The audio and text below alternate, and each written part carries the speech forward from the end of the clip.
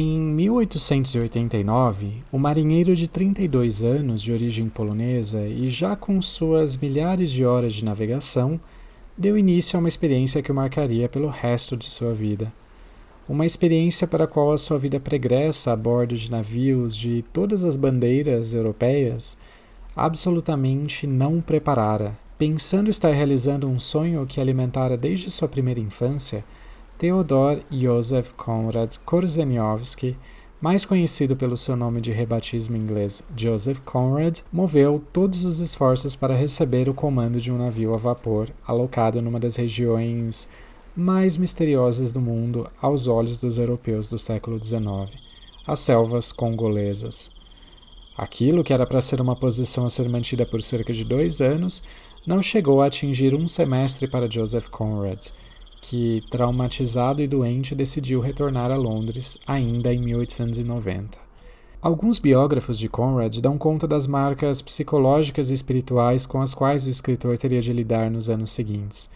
Crises de nervos frequentes, depressão, ansiedade, que também afetavam a saúde do seu corpo, passaram a ser rotineiros em sua vida. Mas o que exatamente teria causado todo esse trauma na vida do escritor? Seria a brutalidade da empreitada colonial belga na África? Seria o abismo escuro da falta de moralidade daqueles que se diziam os arautos da civilização? Ou seria o esmoecimento da linha que separa a civilização da barbárie? Se para Joseph Conrad a única válvula de escape para seus conflituosos e quase inexprimíveis sentimentos foi transformar a mais horrível de suas experiências em arte, nós, os amantes da literatura, terminamos por ser agraciados com uma das obras em prosa mais potentes do século XIX. Coração das Trevas, Heart of Darkness, novela em 3 capítulos, primeiro publicado separadamente numa revista e posteriormente compilados num único livro em 1899, para fechar o século com essa obra ambivalente que até hoje gera tanta discussão e tanta controvérsia. Apesar de ser uma obra bastante curta, tem apenas 100 páginas de texto, esta edição, por exemplo, do Clube de Literatura Clássica tem 200 páginas, porque na verdade é uma edição bilíngue. Não se deixe enganar, Coração das Trevas, com toda a simplicidade do seu enredo, é uma obra muito complexa, é uma obra bastante poderosa e ela merece ser lida com bastante atenção, com bastante calma, para que você consiga entender todas as camadas de texto e todas as camadas de significado que essa obra tem. Subir aquele rio era como viajar de volta aos primórdios mais longínquos do mundo, quando a vegetação tumultuava a terra e as grandes árvores eram reis. Uma correnteza vazia, um grande silêncio, uma floresta impenetrável. O ar era quente, espesso, pesado, moroso. Não havia alegria no brilho do sol. Os longos trechos do curso d'água se estendiam, desertos, para dentro da escuridão de distâncias umbrosas. Em bancos de areia prateada, hipopótamos e jacarés lagarteavam lado a lado. As águas se alargavam e fluíam por uma turba de ilhas na mata. Você se perderia naquele rio como se perderia num deserto, e colidia com baixios o dia todo, tentando achar o canal, até que pensasse estar enfeitiçado e cortado para sempre de tudo que conhecera um dia, em algum lugar muito distante, noutra existência talvez. Havia momentos em que seu passado voltava para você, como nas vezes em que não se tem nenhum momento para si mesmo, mas voltava na forma de um sonho ruidoso e intranquilo, lembrado com um espanto em meio às realidades avassaladoras daquele estranho mundo de plantas e água e silêncio. E aquela quietude de vida não se assemelhava em nada a uma paz. Era a quietude de uma força implacável que remoía um intento inescrutável. Ela olhava para você com um aspecto vingativo. Terminei me acostumando com aquilo. Não a vi mais. Eu não tinha tempo. Tinha que continuar adivinhando o canal. Tinha que discernir, principalmente por inspiração, os sinais dos areais ocultos. Ficava alerta a pedras submersas. Estava aprendendo a ter o tento de cerrar os dentes antes que meu coração pulasse para fora, quando por sorte passei de raspão num tronco. Velho, traiçoeiro, infernal, que teria feito um rasgo atroz no meu vapor fajuto e afogado todos os peregrinos. Eu tinha que ficar alerta aos sinais de lenha morta que poderíamos cortar à noite para alimentar a caldeira no dia seguinte. Quando você tem que se ocupar com coisas desse tipo, com os meros incidentes à superfície, a realidade estou dizendo, some. A verdade interior fica escondida, felizmente. Mas eu a sentia mesmo assim. Sentia muitas vezes sua misteriosa quietude observar a mim e as minhas macaquices, assim como observa vocês, amigos, em suas respectivas cordas bambas. Por... o que mesmo? Meia coroa por pirueta. E aí, você reparou na inquietação do nosso personagem, o Capitão Marlowe? É a inquietação de alguém que percebeu que há algo de estranho no ar, mas que prefere ignorar para poder se focar nas suas tarefas mundanas. E aí a gente já encontra a nossa primeira metáfora de que nós muitas vezes tentamos nos ocupar de coisas pequenas para que a gente não se ocupe das coisas que aqui são chamadas de coisas reais. A realidade aqui é esse caos, é a selva, é a floresta, é algo desconhecido, é algo sobre o qual nós não temos o controle. Nós não temos o controle sobre a nossa realidade. Nós preferimos cuidar simplesmente daquilo que nós podemos ter um certo controle a fim de que a nossa sensação de coesão e de sanidade possa ser preservada.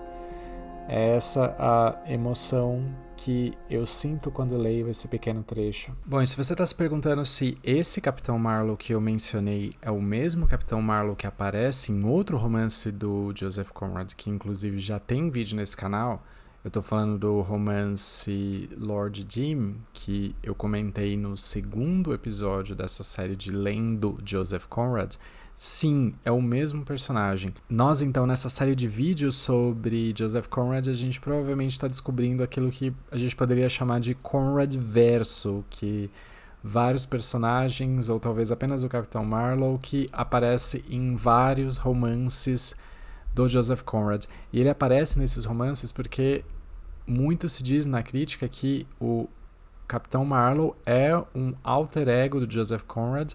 Nesse caso, a gente pode perceber que existe, de fato, uma certa semelhança, porque os eventos que o Marlowe narra sobre a vida dele são muito parecidos com eventos que ocorreram também na vida de Joseph Conrad, que esteve nesse mesmo lugar onde se passa a novela. A África de Coração das Trevas é, em primeiro lugar, uma África geográfica. A gente está falando do continente das origens. É um local que no século XIX ainda era geograficamente muito misterioso para os europeus e era um local que ainda estava, pelo menos parcialmente, intocado por aquele conceito de civilização que já era o conceito predominante na Europa. A gente não deve se esquecer que, em primeiro lugar, como apontado pela crítica, Coração das Trevas é um romance sobre o colonialismo. Esse é o principal tema que aparece no livro. É um tema de caráter histórico que não tem como a gente não pensar Coração das Trevas, não tem como a gente não tratar desse tema quando a gente está falando desse livro, mas ao mesmo tempo que essa África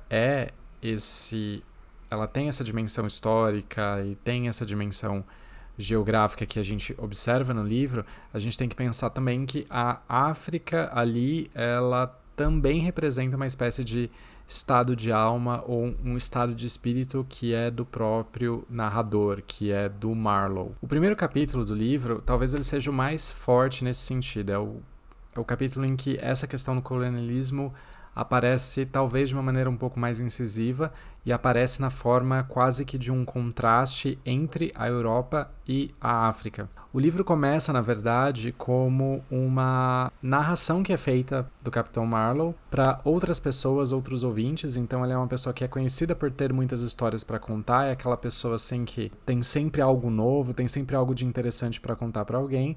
Então ele está narrando essa história para um grupo de ouvintes que estão num barco no rio Tâmisa. E quando a sua narrativa se inicia, ele narra, em primeiro lugar, ele traça uma muito breve biografia da sua própria vida, narrando o fato de que ele se sentia quase que como atraído ou destinado a ir para a África, especialmente para navegar num rio ali que era o Rio Congo, que era um rio que entra muito no continente, então ele representa essa visão de aventura, do exótico que ele quer alcançar. A narrativa em si do Capitão Marlow começa na cidade de Bruxelas, onde ele vai aceitar aquele emprego para conduzir aquele barco a vapor no Rio Congo.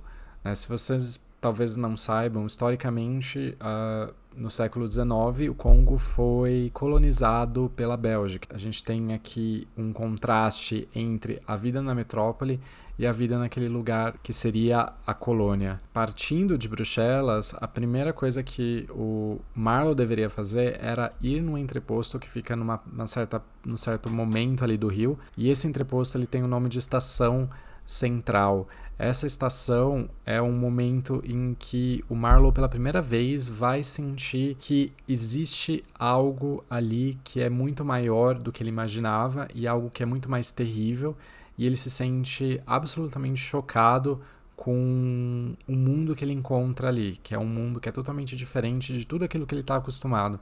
Pensem vocês que o Capitão Marlow, mesmo sendo ainda ali talvez um jovem marinheiro, quando ele parte para essa viagem, ele já é uma pessoa muito experimentada.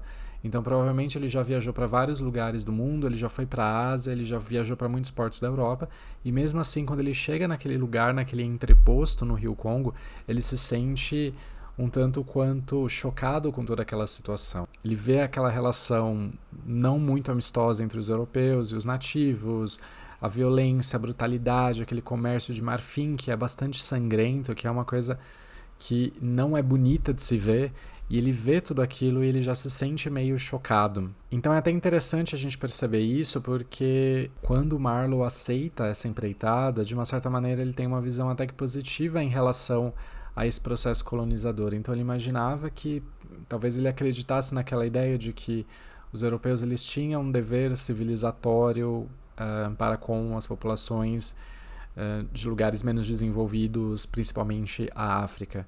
Mas quando ele chega nessa estação central, esse ufanismo inicial ele é logo desafiado e faz com que ele comece a, talvez não diretamente questionar aquilo, mas começar a colocar aquela visão inicial que ele tinha numa certa perspectiva. E talvez uma reflexão que possa nos ajudar a entender essa transição que o Capitão Marlow faz é aquele trecho que eu acabei de ler para vocês, em que começa a se desenhar nele uma certa inquietação de perceber que aquele mundo ali é um mundo que é muito maior que o controle dele, que está muito além do controle que as pessoas que estão ali numa certa missão civilizatória ou colonizadora não conseguem alcançar, porque aquele mundo ele é muito mais antigo, ele é muito mais caótico, ele é guiado, ele é regrado pelos seus próprios princípios, ou talvez pela sua falta de princípios, né? Ele é um mundo completamente diferente, é um mundo da selva, né? É um mundo do caos, é um mundo da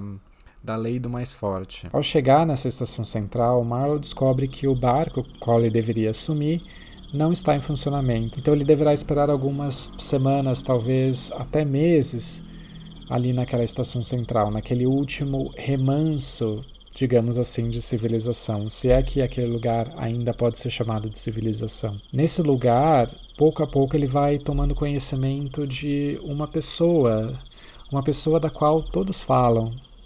Marlow deixa muito claro que aquela pessoa não tem um rosto, ela é apenas um nome.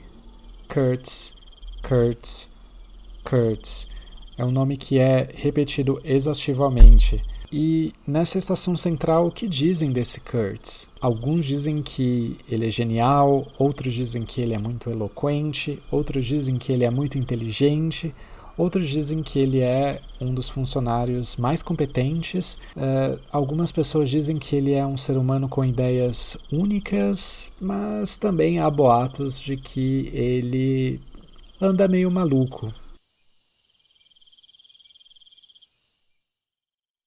Objetivamente falando, Kurtz é o líder de uma outra estação que está algumas léguas rio acima, que é a estação chamada Estação Interior, Inner Station. Essa estação está, portanto, lá para cima, lá no meio da selva, e ela está muito mais isolada do que aquela estação central, ela é menor e Kurtz é a pessoa que cuida daquela estação. E isso a gente já consegue também novamente ver o contraste, porque se aquela estação central é o local do nem lá nem cá, é um local que se apresenta como um meio caminho entre a Europa e a África, aquela região, a Inner Station, a estação interior, já está no local que pertence a esse outro mundo no qual o Marlowe vai ter que visitar.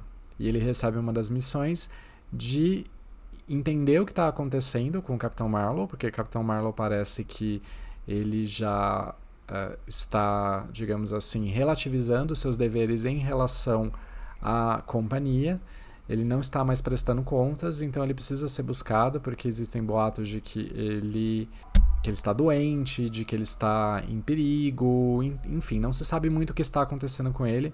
Então uma das missões que é recebida pelo Capitão Marlowe é ir até rio acima e verificar, entender o que está acontecendo e se for preciso trazer o Kurtz de volta. Bom, Marlowe quer descobrir quem é esse homem, quer descobrir mais a respeito desse homem. Então, existe até uma cena em que ele está ali no barco, o barco está atracado na estação e ele começa a ouvir algumas pessoas conversando sobre o Kurtz e ele fica ali querendo ouvir a conversa, meio escondido, e ele não consegue pensar em outras coisas, e isso começa a fazer com que ele se sinta um tanto quanto obcecado, e eu consigo entender um pouco dessa obsessão porque o Kurtz para ele soa quase como uma intuição, uma premonição das coisas que estão por vir.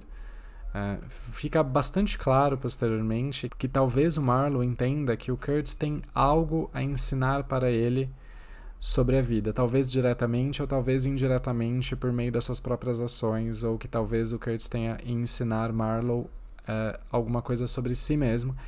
E eu entendo que é isso que acontece no final das contas, é isso que Marlowe vai aprender. Quando ele olha para o Kurtz, quando ele finalmente se encontra com Kurtz, ele aprende algo sobre si mesmo, ele aprende algo que é inato a ele, que é íncito a ele, mas que é totalmente reprimido, que é totalmente escondido. Nós vivemos uma sociedade, determinados impulsos que são impulsos da própria natureza do ser humano, como por exemplo uma certa tendência à violência, acabam sendo reprimidos ou colocados debaixo do tapete. E isso numa civilização como a civilização europeia, industrializada, urbana, muitas vezes esses impulsos eles se tornam até algo ainda mais reprimidos.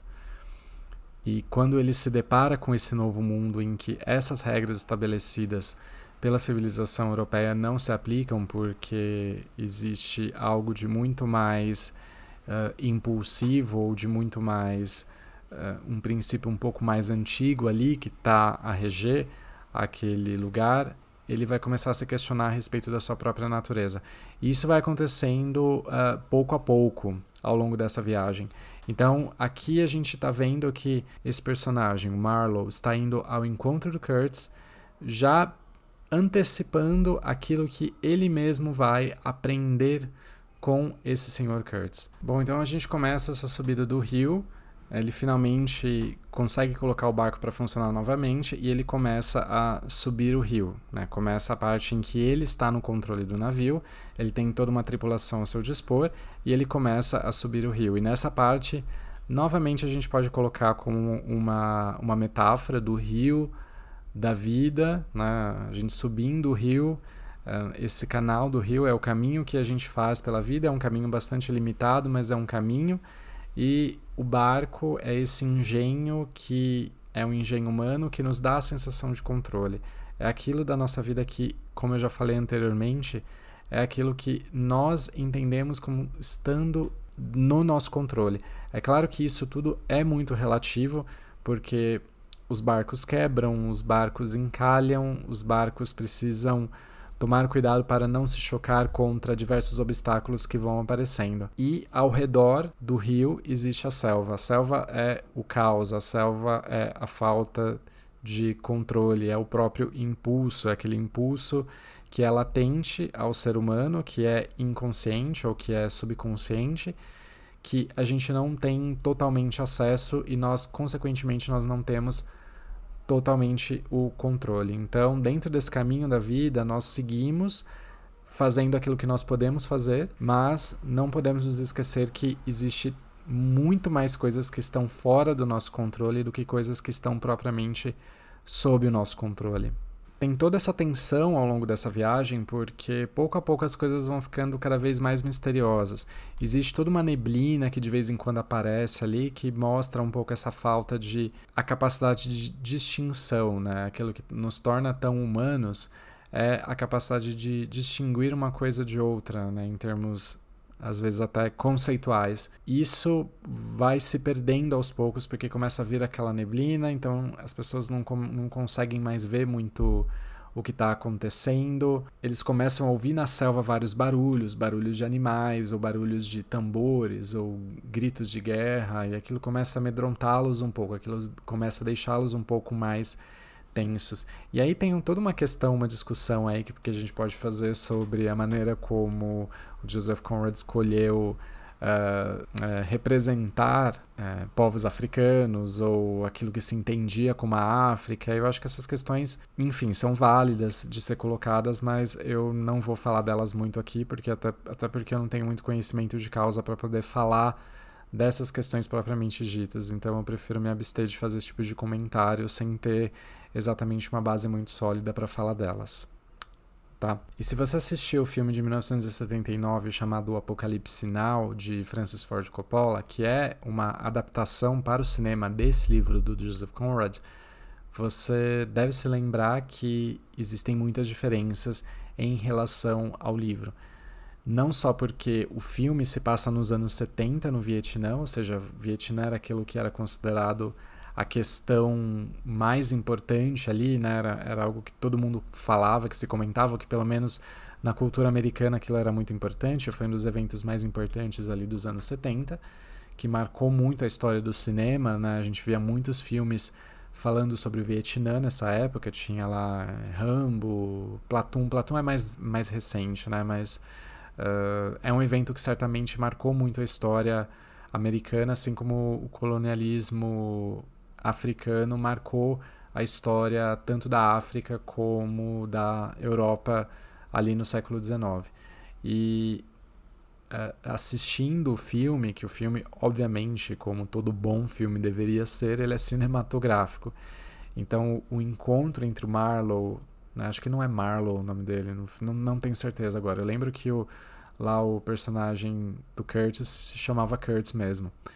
E a gente imagina que o encontro entre os dois vai ser aquela coisa meio épica, né? Aquele encontro assim, super esperado, cinematográfico, com diálogos excelentes, etc. E aqui no livro a coisa é um pouco mais simples e mais comedida. Esse aqui não é um livro de ação, não é um livro de aventuras, é um livro muito de reflexão, como vocês conseguiram ver através daquele trecho que eu li. O personagem ele é bastante introspectivo e ele está muito preocupado com o seu próprio estado de espírito que ele vai levando, e justamente nesse sentido o encontro com o Curtis vai ser algo bastante simples. O Curtis é uma pessoa bastante inteligente e ele foi contratado para escrever relatórios a respeito do processo civilizatório dessas civilizações. Então ele deveria entrar em contato com esses grupos locais e entender como eles poderiam ser ajudados, digamos assim. Então ele escreve um relatório bastante longo com algumas das suas ideias e, interessantemente, quando o Marlowe o encontra, ele percebe que aquele homem que havia escrito aquele relatório não era exatamente o homem que ele estava vendo diante de si, que esse homem que antes não tinha face, mas que agora vai ter, é um homem que foi totalmente transformado por aquela experiência naquela estação e ele se entregou totalmente aos seus impulsos. Então tem até uma cena bastante curiosa em que ele vê algumas cabeças decapitadas, presas em estacas, que eram ali claramente um aviso para que as pessoas não entrassem naquele território, que ele havia arrebanhado algumas populações locais para cuidar de seus assuntos econômicos, combater tribos ou outros grupos rivais e assim vai. A despeito de todas essas coisas, Kurtz está doente. Ele está muito doente e ele não tem nem muita condição, na verdade, de se proteger, de se defender ali, porque ele está realmente muito doente, né? A gente sabe que a África era um continente em que havia muitas doenças que eram desconhecidas dos europeus e para as quais não havia exatamente um tratamento, principalmente malária e febre amarela, que eram doenças que matavam muitas pessoas naquela época. E não se sabe exatamente que doença Kurtz está sofrendo, mas ele está sofrendo de alguma doença, ele está muito debilitado. Então o Marlowe leva de volta para o barco e eles devem um pouco partir. Porém, Kurtz não está muito mais nas suas faculdades mentais, né? Você vê que ele já foi uma pessoa ali que partiu para a violência, né? Começou a se utilizar da violência como um método de produzir terror ali naquela região. Então ele é uma pessoa que, mesmo se ele não estivesse doente, ele já não estaria muito bem na cabeça. Então ele já não está muito bem na cabeça e está doente ao mesmo tempo. Kurtz tenta fugir para a floresta novamente, mas ele é detido novamente pelo Marlowe e ele é levado de volta ao barco. Aí mais ou menos metade do capítulo 3. Kurtz, durante a viagem de volta, ele vem a falecer. E as duas últimas palavras dele são uma das falas mais conhecidas e importantes, seja do mundo da literatura, seja do mundo do cinema, que também essa frase aparece no filme, que é o horror, o horror. E muito, muito se discute qual é a razão para que esse personagem fale essa palavra especificamente, essas duas palavras, o horror, o horror. Algumas pessoas entendem que, na realidade, é uma confissão ali de que é quase uma confissão nihilista de que o mundo não tem uma razão, o mundo não tem um sentido, não tem um princípio a guiá-lo, e o que sobra, no final das contas, é o horror, né? O horror da existência humana nesse mundo que não tem princípios, que não tem princípios universais, que só tem aquela regra da violência, que só tem a regra do mais forte. Quando ele se depara e quando ele vive essa vida da maneira mais pura, ele tem esse último momento, digamos assim, de consciência ou de lucidez, em que ele percebe que tudo aquilo que ele havia feito, muito provavelmente era o horror, era a essência do horror. Então, não é necessariamente um arrependimento pelas coisas que ele havia feito, pela violência que ele havia praticado, pelos atos que ele havia praticado, mas é um ato de lucidez e consciência a respeito dessa falta de princípios do universo, essa falta de sentido do universo. Então é algo que é bastante forte e que causa uma impressão muito grande no Marlowe, né? Depois dessa morte, digamos assim, prematura do Kurtz, existe um grande corte no texto e o Marlowe já está de volta à Europa. E vejam vocês como essa experiência mudou o Marlowe, porque veja como ele passa a se referir àquela mesma cidade da qual ele partiu. Acho que não é a mesma cidade na realidade, acho que é Londres que ele está falando. Não, é Londres. Ele não está falando mais de Bruxelas, mas ele está falando de Londres nesse momento. Ele diz assim: não, eles não me enterraram, embora haja um período de tempo do qual me lembro nebulosamente, com assombro trêmulo como uma passagem através de um mundo inconcebível que não contém esperança nem desejo. Eu me vi de volta à cidade sepulcral, ressentindo em ver as pessoas se apressando pelas ruas para furtar alguns tostões uma das outras, devorar sua culinária infame, tragar sua cerveja insalubre, ter seus sonhos insignificantes e estúpidos.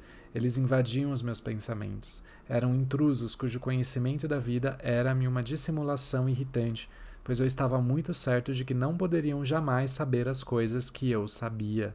Seu porte, que era simplesmente o porte de indivíduos banais, a cuidar de seus negócios com garantia de perfeita segurança, ofendia-me com uma ultrajante ostentação de insensatez diante de um perigo que são incapazes de compreender.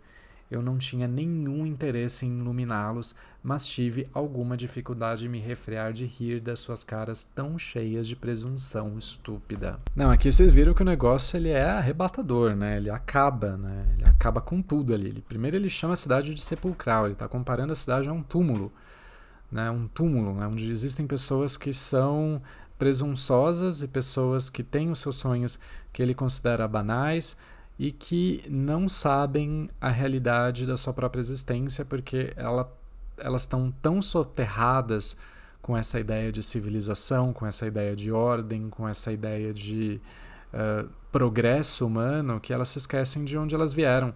Elas não têm condições de saber que existe muito pouco que precisa ser feito para que essas pessoas voltem a cair num estado de completa balbúrdia, caos, para voltar a um estado assim primata, né? As pessoas não têm essa noção. Não obstante esse fato, Marlowe começa a encontrar algumas pessoas que eram do conhecimento de Kurtz, e ele começa a entender um pouco como era Kurtz antes de ir para a África e antes de se tornar aquela pessoa que ele havia se tornado. Vocês se lembram que eu falei que o Kurtz escreveu um pequeno tratado, um pequeno relatório de como civilizar aqueles povos que ele havia encontrado? Ele havia escrito esse pequeno relatório em algum momento de muita fúria, ou um momento assim de devaneio completo.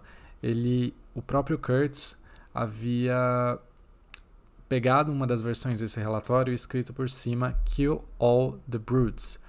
Matem todos os brutos. Então é uma confissão de violência nihilista, uma violência completamente sem sentido e uma violência que é próxima daquele estado pré-civilizatório. Interessantemente, quando ele conversa com essas pessoas que haviam conhecido o Kurtz antes de ele ir para a África, o descrevem com os melhores dos adjetivos, que ele era um anjo, que ele era uma pessoa muito afeita à música, uma pessoa artística, uma pessoa com ideias muito elevadas, e no final das contas essa pessoa acaba caindo ali na mais completa e pura insanidade. Uma dessas personagens com a qual o Marlowe vai conversar é uma mulher que não tem nome no livro e que ela se chama simplesmente ali a Prometida, The Intended, acho que é esse o nome em inglês. É uma mulher que seria a noiva do Kurtz.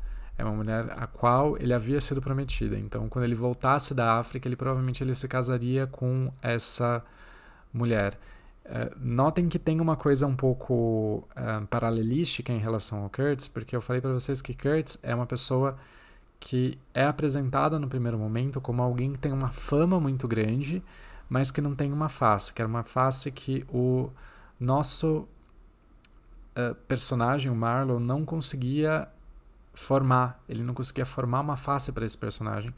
Essa mulher, que é a contraparte dele, é uma mulher que não tem nome, ou seja, não tem fama, né? O nome ele representa isso, né? A fama, mas ela tem uma aparência, então ele a descreve com rigor de detalhes até. Então ela meio que é o contrário ali, né? Ela é aquela pessoa que é uma pessoa que está totalmente imersa nesse continente europeu. Então observem vocês o contraste entre esses dois personagens. E depois de conversar com essa mulher pede que o Marlowe conte qual foi a última palavra ou as últimas palavras de Kurtz antes dele falecer, e o Marlowe não tem coragem de dizer a verdade para ela. Ele diz que disse o nome dela. É um nome que a gente não sabe, inclusive. E é assim que o romance termina. Mais ou menos também, né? Vamos fazer agora uma pequena incursão nessa segunda narrativa que existe dentro dessa novela, que é, como eu já falei para vocês, aqui a gente não tem uma história que é narrada diretamente pelo Capitão Marlowe, mas ela é narrada por um outro narrador que está ouvindo Marlowe contar sobre essa história. Então ela começa dessa forma e termina dessa forma. Esses personagens que estão vindo a história do Capitão Marlowe estão num barco que está navegando pelo rio Tâmisa. Se você ler o fim do livro e depois voltar para o comecinho nessa parte, antes que o Capitão Marlowe comece a contar essa história, você vai ver que ele tem uma reflexão muito interessante sobre o rio Tâmisa. Ele chega a dizer que o rio Tâmisa, em algum momento, ele já foi como aquele rio Congo. Então, assim como os europeus estão viajando para o Congo, estão navegando naquele rio, estão navegando naquela selva que ninguém conhecia, que ninguém sabe o que tem lá dentro, em algum momento os romanos também fizeram isso no rio Tâmisa.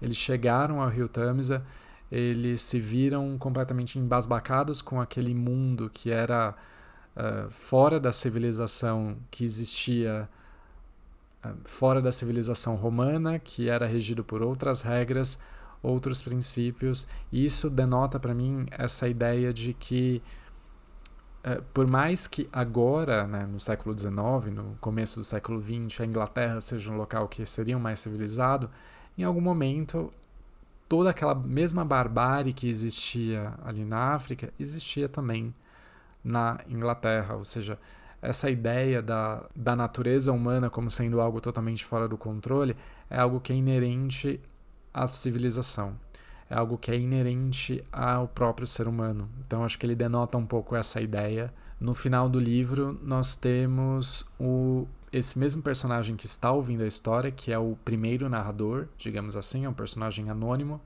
A gente nunca ouve, a gente nunca sabe o nome dele, a gente não sabe nem o que ele faz, quem ele é. Ele é o único que está ouvindo a história, né? Porque todas as outras pessoas já dormiram, perderam o interesse. Ele é a única pessoa que está ali ouvindo. Ao longo da história, anoiteceu, tá tudo escuro, eles estão no deck de um navio que está totalmente escuro.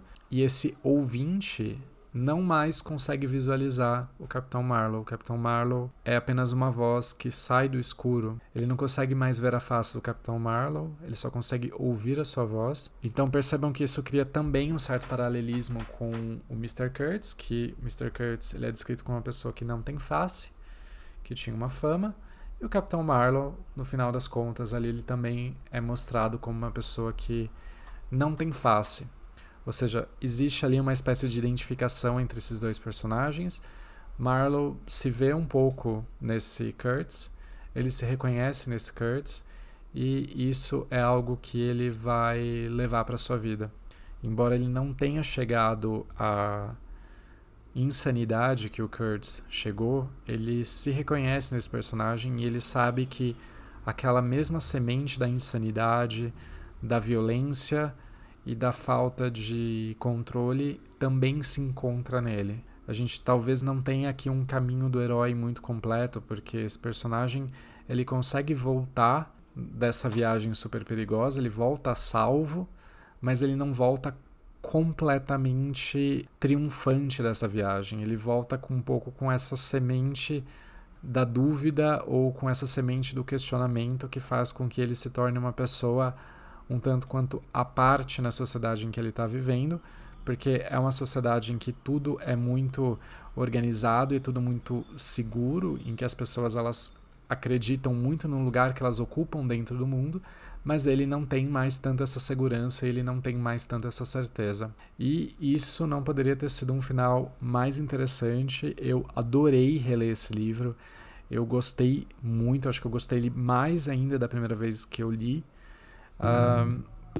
Fiquei impressionado assim com a escrita dele. Assim, o Joseph Conrad escreve muito difícil mesmo em inglês, assim, às vezes alguns trechos que eu peguei dele em inglês eu vi que ele escreve realmente muito difícil, mas é aquela coisa que eu falei no vídeo do Lordin, né? Ele dá sempre aquela pedrada na nossa cara, ele tá escrevendo ali de uma maneira um pouco quanto subjetiva e pouco clara, e de repente ele vai lá e joga aquela coisa na sua cara e torna tudo muito mais vívido. É impressionante como a vitalidade da narrativa dele.